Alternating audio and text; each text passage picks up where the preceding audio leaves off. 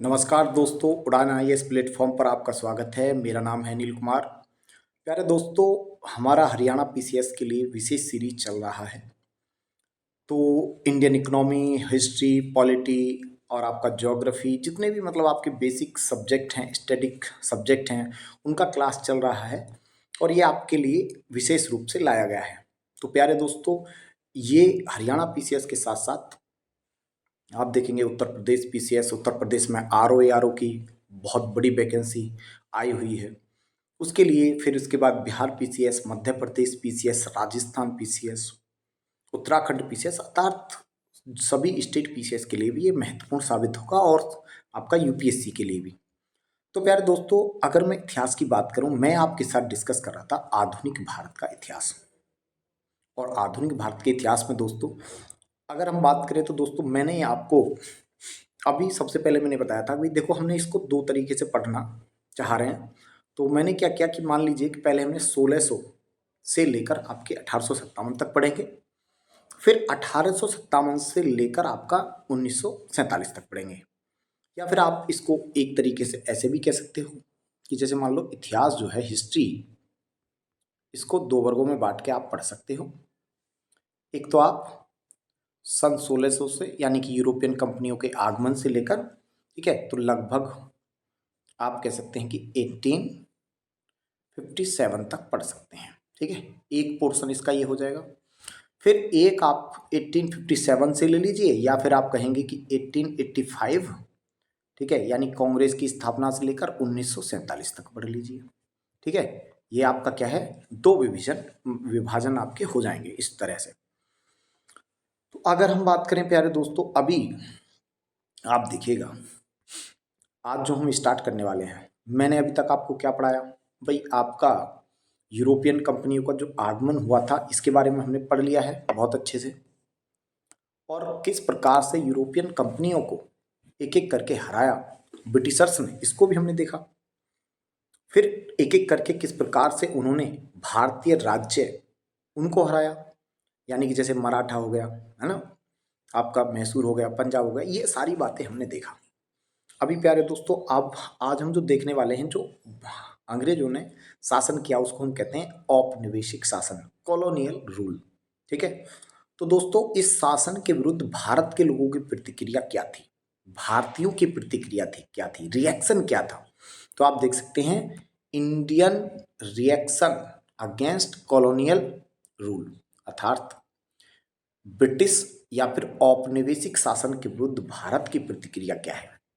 तो प्यारे दोस्तों, ये जो प्रतिक्रिया है, प्रतिक्रिया का मतलब है जो अंग्रेज भारत में जो भी शासन कर रहे हैं, तो वो शोषण कर रहे हैं, तो दोस्तों भारतीय उसके खिलाफ क्या प्रतिक्रिया कर रहे हैं, कैसे कर रहे हैं। तो दोस्तों, इस प्रतिक्रिया को आप रिएक्शन कह सकते हैं। तो ये दो, आप देखिए इसमें, ये दो प्रकार से मिलती है, दो प्रकार की होती है। एक को आप कहेंगे कि भाई आरंभिक प्रतिक्रिया, जब यानी कि ब्रिटिशर्स आए या अंग्रेज आए, यूरोपियन शक्तियां आई, तब आरंभिक, या फिर इसको बोलते हैं परंपरागत प्रतिरोध, अर्थात इनिशियल या फिर कन्वेंशनल रेजिस्टेंस कहते हैं इसको। दूसरी तरफ दोस्तों मॉडर्न रेजिस्टेंस है। तो आखिर दोनों में क्या अंतर है, पहली बात तो ये देखते हैं, पहला क्या था, इसके उदाहरण क्या है ना, ये सारी बातें आपको पता होना चाहिए। तो दोस्तों पहले तो देखो, हम मैंने इसके आपको उदाहरण देखेंगे। आरंभिक जो इनिशियल रेजिस्टेंस था, रेजिस्टेंस मतलब प्रतिरोध जो भारतीयों ने किया, ठीक है, तो वो देख सकते हैं किसान आंदोलन के रूप में, किसानों ने, यानी कि फार्मर रिवॉल्ट, पीजेंट रिवॉल्ट जिसे बोलते हो आप, जनजाति ट्राइबल रिवॉल्ट के रूप में देख सकते हो। ठीक है, नागरिक आंदोलन अर्थात दोस्तों सिविल रिवेलियन के रूप में देख सकते हो। और फिर आप ये जो एक प्रकार का सिविल रिवेलियन ही था 1857 का रिवोल्ट जो हुआ।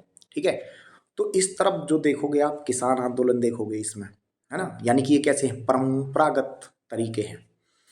और आपका किसान, ये मैं बता चुका हूँ। इस तरफ आइए आप, इस तरफ अगर हम बात करें प्यारे दोस्तों, यहाँ पर देखेंगे तो यहाँ पर भी आधुनिक प्रतिरोध, यानी कि मॉडर्न जो आपका रेजिस्टेंस है, उसके एग्जाम्पल क्या हो जाएंगे। तो प्यारे दोस्त, इस प्रकार यहाँ पर जो एग्जाम्पल होंगे, सामाजिक धार्मिक आंदोलन हुए, यानी कि इसमें जो है अंग्रेजों की प्रतिक्रिया के रूप में भारत में क्या हुआ, सामाजिक धार्मिक आंदोलन यानी सोशल रिलीजियस मूवमेंट का इमर्ज होना, रिफॉर्म, यानी कि क्योंकि ये क्या कर रहे हैं कि भाई आप देखेंगे जो वेस्टर्नाइजेशन है, पश्चिमीकरण को भारत में छोप रहा है, क्या कर रहे हैं, जबरदस्ती थोप रहे थे। ठीक है, हमारी जो परंपराएं थी उनको तोड़ रहे थे। ठीक है, हमारा जो गौरव था, इतिहास था, उसको मिटा रहे थे। ठीक है, तो सामाजिक धार्मिक सुधार आंदोलन होते हैं प्रतिक्रिया के रूप में। ठीक है, जैसे आप देखेंगे रामकृष्ण मिशन हो गया, स्वामी विवेकानंद ने, ठीक है, इस्टेब्लिश किया। उसके बाद आप एनी बेसेंट देखेंगे तो इस टाइप में बहुत सारे सामाजिक धार्मिक आंदोलन होते हैं। ठीक है, यहीं पर दलित मूवमेंट भी होते हैं, तो सारे के सारे इस तरफ जुड़े हुए हैं। राजा राम मोहन राय की भूमिका देख सकते हो, राष्ट्रवाद के पिता उनको कहा जाता है। इसके बाद आता है आपका भारतीय स्वतंत्रता का आंदोलन यानी कि इंडियन इंडिपेंडेंस मूवमेंट, जो कि आप कह सकते हैं मेनली जो शुरू होता है 1885 में कांग्रेस की स्थापना से और 1947 तक ये चलता है। तो ये वाला पीरियड, ये आधुनिक प्रतिरोध के क्या हैं तरीके, जिसमें बड़े बड़े आंदोलन देखे गए, सविनय विज्ञान आंदोलन, भारत छोड़ो आंदोलन, है ना, इंडिया क्विट मूवमेंट, ये सारे के सारे देखे गए थे। चलिए, तो आपको परंपरागत के भी मैंने एग्जाम्पल बता दिया है और आपका आधुनिकता का भी। ठीक है, रिवोल्ट ऑफ 1857 को हम आगे पढ़ेंगे। अब देखेंगे भाई tribal movement in India, Bharat में ट्राइबल मूवमेंट को दिखा रहा है ये इमेज, बिरसा मुंडा वगैरह के। ठीक है, पोस्ट इंडिपेंडेंट, ये इधर देखेंगे भाई इसका स्वरूप क्या है, आप यहाँ पर देखिए। अब बात आती है कि भाई जो आंदोलन हुए, यानी कि जो आपके स्वरूप ये जो देखे गए, क्या बोलते हैं, रेजिस्टेंस दो था। तो एक तो आरंभिक रेजिस्टेंस था, स्टार्टिंग, या फिर आप बोल सकते हैं इनिशियल, स्टार्टिंग ना बोल के इसको क्या बोलेंगे, इनिशियल, अर्थात आरंभिक प्रतिरोध जो था। इसमें और आधुनिक प्रतिरोध में क्या अंतर था, दोनों में पता होना चाहिए। यानी कि अंग्रेजों की जो नीतियां हैं उनका शुरुआत में कैसे विरोध करते थे और आधुनिक समय में यानी कि जो आपका स्टार्ट होता था उस समय पर क्या अंतर आया इस चीज़ में। तो दोस्तों ये बड़ा ही महत्वपूर्ण है। ठीक है, क्योंकि यहाँ से क्या है, कॉन्सेप्चुअल क्वेश्चन निकलते हैं। अगर यहाँ से क्वेश्चन पूछ लिया जाए तो क्या निकलेंगे, कॉन्सेप्ट से क्वेश्चन लिखेंगे, क्योंकि ये फैक्ट वाला है ही नहीं। और फैक्ट से बहुत ज़्यादा यूपीएससी या फिर आपके जो स्टेट पीसीएस है वो पूछते हैं, लेकिन कॉन्सेप्ट से भी पूछते हैं। अगर कॉन्सेप्ट आपका क्लियर होगा तो दोस्तों आप जो रटने वाले लोग हैं उनसे ज़्यादा अच्छा परफॉर्मेंस कर सकते हैं। खैर, आरंभिक जो प्रतिरोध हुआ करता था, यानी कि किसान आंदोलनों में देख सकते हैं इसको, आप ट्राइबल मूवमेंट में देख सकते हो, है ना, नागरिक आंदोलनों में इसको आप देख सकते हैं। ठीक है, तो आपका जो आरंभिक प्रतिरोध है प्यारे दोस्तों, ये स्थानीय स्तर पर होता था। यानी कि कोई लोकल एरिया में हो गया, मान लीजिए, जैसे मान लीजिए को भीलवाड़ा में हो गया, उत्तर प्रदेश के देवबंद में हो गया, मतलब एक छोटे से प्लेस में किसी में मतलब कहीं पर होता था। स्थानीय स्तर पर ही ये स्टार्ट होते थे किसान आंदोलन। महाराष्ट्र में छोटे सी जगह पर हो रहा है स्टार्ट, तो यानी कि वो नेशनल स्तर पर नहीं पहुंचता था। ठीक है, अच्छा, दूसरी बात इसकी क्या है भी खास बात, ये अनियोजित होते थे, अनप्लान्ड। क्या होते थे, अनप्लान्ड। और अनप्लान्ड थे क्योंकि ये प्लान्ड थे नहीं, पहले से नियोजित नहीं थे, इनका प्लान बनाया नहीं गया था। इसी वजह से इनको बड़ी बुरी तरह दमन कर दिया जाता था, किसके द्वारा, अंग्रेजों के द्वारा। ठीक है, तीसरी बात, ये असंगठित होते थे दोस्तों, ये अनऑर्गेनाइज थे, कोई संगठन नहीं बनाया इन्होंने, अनऑर्गेनाइज है, तो क्या ये सफल होंगे, बिल्कुल नहीं। इनके पास दोस्तों नेतृत्व का अभाव था, लीडरशिप, कोई कोई मैन लीडर नहीं मिला इनको लीड करने वाला। ठीक है, तो लीडरशिप का अभाव है, मुद्दों का भी अभाव है, यानी कि lack of leadership and issues. पहले क्या बोला मैंने, बोला ये लोकल है, ठीक है, ये अनप्लान्ड है, ये अनऑर्गेनाइज है, ये इनमें लैक ऑफ लीडरशिप है प्यारे दोस्तों, यानी कि नेतृत्व का अभाव है। इनके पास इशू नहीं है, मुद्दे नहीं है। मुद्दे जैसे आपका देख सकते हैं, गांधी जी ने नमक को ही एक मुद्दा बना लिया, है ना, दांडी मार्च में। तो दोस्तों इनके पास कोई इश्यूज नहीं थे जिसकी वजह से आंदोलन से लोगों को जोड़ पाएंगे। तीसरी बात आगे देखेंगे, ये जो थे दोस्तों धर्म, जाति और क्षेत्र पर आधारित थे। अब एक बात बताइए, किसी विशेष धर्म को लेकर कोई आंदोलन चल रहा है तो क्या लोग जुड़ पाएंगे, बिल्कुल नहीं जुड़ पाएंगे। किसी विशेष जाति को लेकर चल रहा है तो विशेष जाति के लोग ही जुड़ेंगे, और किसी विशेष क्षेत्र में चल रहा है, विशेष क्षेत्र को लेकर चल रहा है तो भी नहीं जुड़ेंगे, है ना। यानी कि बेस्ड ऑन कास्ट, रिलीजन और आपका रीजन था ये, तो इस वजह से ये पॉपुलर नहीं हो पाए, सफल नहीं हो पाए। उसके बाद में दोस्तों इनका जो दृष्टिकोण है वो है बैकवर्ड अप्रोच है। अर्थात ये पश्चिम दृष्टिकोण पर आधारित थे। क्या कहते हैं ये? पुरानी बातों को, मतलब ये जो परंपरागत सोच है इनकी, ठीक है, उस पर टिका रहना चाहते हैं। तो इनका क्या है, एक बैकवर्ड अप्रोच भी था, पिछड़ा हुआ अप्रोच था। जैसे मान लो ये हमेशा हथियार से बात करते हैं, लड़ते हैं, ठीक है, प्लान नहीं बनाते, तो बैकवर्ड अप्रोच है, पिछड़ा हुआ अप्रोच। आधुनिक तरीके इनके पास नहीं, अर्थात ये उग्र ना हिंसा पर आधारित थे। मैं कह रहा हूं ये दोस्तों उग्र होते थे, हिंसा पर आधारित। क्या थे ये? बेस्ड ऑन वायलेशन, यानी कि ये हथियार के बल पर, तलवार के बल पर ही क्या करना चाहते थे। तो एक ऑब्वियस सी बात है कि भाई देखो, जब वायलेंस होगा, नॉन वायलेंस नहीं है, वायलेंस होगा तो जो आपका कॉलोनी है या फिर ब्रिटिश गवर्नमेंट है वो जल्दी से दमन करेगी, ठीक है। तो ये एक इनका कारण था। इसी के वजह से इनका जो मतलब जो नेचर है ना, नेचर जो देख रहे हैं ये आपका, ये क्या करता है, इनके दमन दमन के लिए क्या होती है, उत्तरदायी होती है, और बड़ी आसानी से इनको दमन दमन कर दिया जाता था या दबा दिया जाता था, ठीक है। खैर, आप देखेंगे। अब दूसरी तरफ देखो दोस्तों, उद्देश्य क्या है यहाँ पर, अभी और चीजें देखते हैं हम। उद्देश्य पूरा पहले इसी को देख लेते हैं, फिर इसके बाद देखेंगे यहाँ पर हम उद्देश्य। उद्देश्य देख लीजिए, ये क्या है दोस्तों, पुरानी और मध्यकालीन व्यवस्था को फिर से स्थापित करना चाहते हैं। यानी कि मैंने बताया ना, बैकवर्ड अप्रोच। ये राजतंत्र जैसे चीजों को फिर से लाना चाहते हैं, राजा ही रहे, ठीक है। तो ये कहीं ना कहीं क्या कर रहा है, इतिहास की धारा को मोड़ना चाहते हैं, ठीक है। तो ये क्या है, प्राचीन पुरातन जो व्यवस्था चलती आ रही है उसी पर, उसी को दोबारा स्टेब्लिश करना चाहते हैं, ठीक है। तो ये गलत है, इतिहास की धारा की क्या है, विरुद्ध। लेकिन प्यारे दोस्तों, आप दूसरी तरफ देखेंगे, यहां पर देखिएगा, एम क्या है इनका, ये यहाँ पे लिखा हुआ है, री इस्टेब्लिश द ओल्ड एंड, ठीक है, मेड, आप कहते हैं मिडिएवल ऑर्डर अगेंस्ट द, ये कह सकते हैं किसके खिलाफ है, कोर्स ऑफ हिस्ट्री, यानी कि इतिहास के जो धारा है उसके खिलाफ है। लेकिन अब दूसरी तरफ देखो भाई आप, ये जो दूसरी तरफ है ये कौन से हैं दोस्तों, ये यहाँ पर उद्देश्य अलग अलग लिख दिया गया है, लेकिन ये किसका उद्देश्य है, ये आधुनिक वाले का है। आधुनिक, आधुनिक रेजिस्टेंस, इस पर हम आएंगे। पहले आप अभी आधुनिक में देखेंगे क्या है। आधुनिक प्रतिरोध की खास बात क्या है भाई, आधुनिक प्रतिरोध प्यारे दोस्तों अखिल भारतीय स्तर पर है। सबसे पहली बात तो ये है, कहाँ पर है, अखिल भारतीय स्तर पर है, ठीक है। कहाँ पर है, अखिल भारतीय स्तर। इनका जो, यानी कि ये ऑल इंडिया लेवल पर फैले हुए हैं, ठीक जी। अच्छा, और क्या है दोस्तों, ये प्लान्ड है, इनको पहले से इनको प्लान बनाया गया है, ये ऑर्गेनाइज है, ये संगठित है, अर्थात ये एक संगठन बनाकर काम कर रहे हैं। इनके पास दोस्तों नेतृत्व है, इनके पास मुद्दे हैं, मुद्दों पर आधारित है। ये राष्ट्र निर्माण की दोस्तों चेतना पर आधारित है, नेशन बिल्डिंग की स्पिरिट इनके अंदर है। सभी लोगों को क्या कर रहे हैं, इकट्ठा करने की इनके अंदर स्पिरिट है, जो कि इस तरफ नहीं थी। आरंभिक जो दिखते हैं आपको, यानी कि एक प्रकार के रेजिस्टेंस।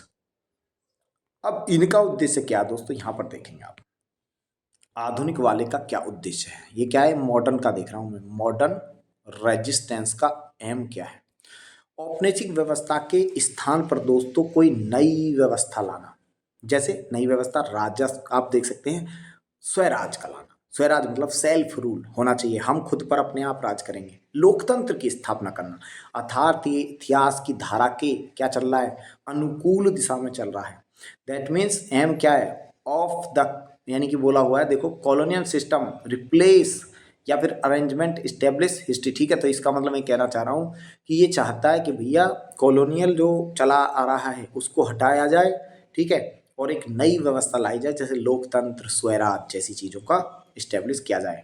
तो ये इतिहास की जो धारा है, जो कि सीधी चलती है, जो पीछे मुड़ने की बात नहीं करती है, वो उसकी बात करते हैं, इतिहास की धारा के अनुरूप काम करते हैं। अब देखो क्वेश्चन आता है प्यारे दोस्त, ध्यान से देखेंगे, ये मेंस में क्वेश्चन आ गया भाई, मेंस का क्वेश्चन है। 18वीं और 19वीं शताब्दी में हुए कृषक जनजाति आंदोलनों के स्वरूप की व्याख्या कीजिए। क्या ये पश्चिम दृष्टिकोण रखते हैं, क्या ये पश्चिम, यानी कि इसका मतलब हुआ जो बैकवर्ड, आपका कह सकते हैं इनको ओवरव्यू, या फिर आप देखेंगे अप्रोच रखते हैं क्या, पर्सपेक्टिव रखते हैं क्या। तो प्यारे दोस्तों आप देख सकते हैं, explain the nature of formal tribal movement in 18th and 19th century, what did they have a आप कह सकते हैं बैकवर्ड प्रोस्पेक्टिव, ठीक है। पर्सपेक्टिव मतलब आपका बैकवर्ड, ठीक है, अप्रोच रखना, क्या ही रखते हैं। तो प्यारे दोस्तों बिल्कुल आप देखेंगे इसमें कैसे लिखना चाहिए। सबसे पहले देखो आपको इंट्रो में लिखना चाहिए भाई इसके बारे में, ठीक है, कौन से आंदोलन मतलब किसान आंदोलन वगैरह के बारे में, है ना। फिर उसका स्वरूप बताओ कि कैसे इसका स्वरूप था, पार्ट 1 में बताएंगे, ठीक है, कि इसका क्या स्वरूप था, और फिर बताएंगे कि आधुनिक से कैसे ये अलग थे, क्योंकि उनके पास मुद्दे नहीं थे, ये सारी बातें। और दूसरे भाग में बताओ क्या ये पश्चिम दृष्टिकोण कैसे रखते थे, क्योंकि ये क्या चाहते हैं, ये इस्टेब्लिश करना चाहते हैं फिर से राजा तंत्र जो पहला चला आ रहा है, जो कि इतिहास की धारा के विपरीत है। समझ में आया। तो ये आप इसको लिख देंगे, पार्ट 1 भी बता दिया, पार्ट 2 भी। क्वेश्चन आता है दूसरा, मान लीजिए ये क्वेश्चन आ गया दूसरा, परंपरागत प्रतिरोध जो है दोस्तों उसके महत्व की चर्चा करो, उसके परिणाम क्या थे, ठीक है, उसके परिणाम, और आप देखेंगे उपलब्धियां या देन क्या है इसकी। परंपरागत प्रतिरोध जो हुआ उसके क्या फायदे हुए हमें, उसकी क्या देन है।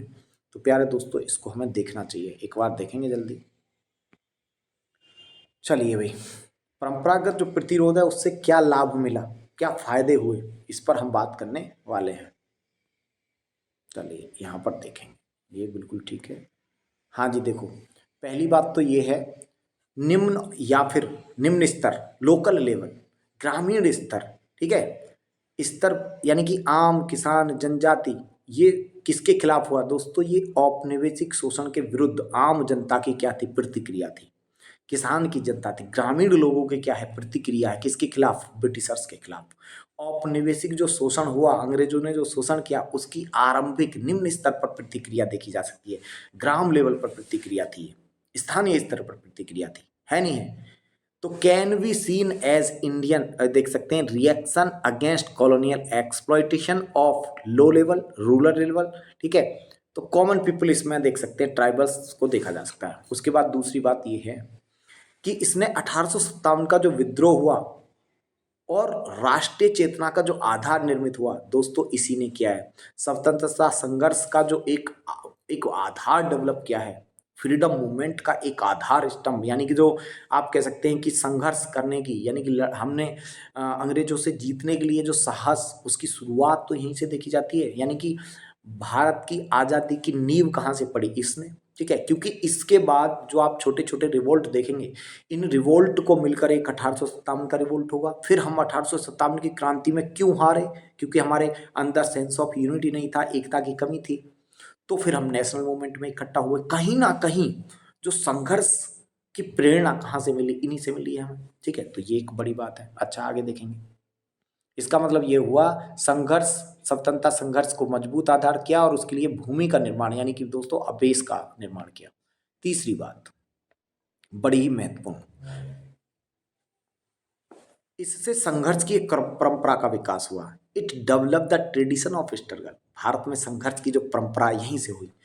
इस संघर्ष की चेतना ने दोस्तों हमें संगठित कर दिया, संघर्ष की चेतना ने, अगला पॉइंट है ना, that means the consolidation of this struggle, ठीक है, यूनाइट अस, हमें जो संघर्ष है, ठीक है, इसने क्या कर दिया, यूनाइट कर दिया। अगला देखेंगे, इसी ने हमें दोस्तों जागरूक किया और हमारा राजनीतिकरण भी किया, हमारा पॉलिटिकलाइजेशन, हमें राजनीतिक जागरूकता दी, ठीक है, नेशनलिज्म की भावना यहीं से पैदा हुई, ठीक है। उसके बाद छठा देखेंगे, संघर्ष की चेतना ने राष्ट्रवाद का विकास किया। तो दोस्तों जब हम संघर्ष सीखे, ठीक है, क्योंकि ट्राइबल्स ने किसने किया, शुरुआत में आपके किसानों ने किया, तो वहां से राष्ट्रवाद का विकास हुआ। और राष्ट्र का मतलब हुआ, राष्ट्रवाद मतलब सभी लोगों में एकता की भावना आना, राष्ट्र का विकास। और दोस्तों स्वतंत्रता संघर्ष को आगे बढ़ाने में अहम भूमिका निभाई, है नहीं है, अहम भूमिका। तो आप इसको इस तरफ देख सकते हैं, अर्थात मैं कह रहा हूं प्यारे दोस्तों, इसको मैं यहां पर देखिए आप, मैंने बोला it develop a tradition of struggle, ठीक है,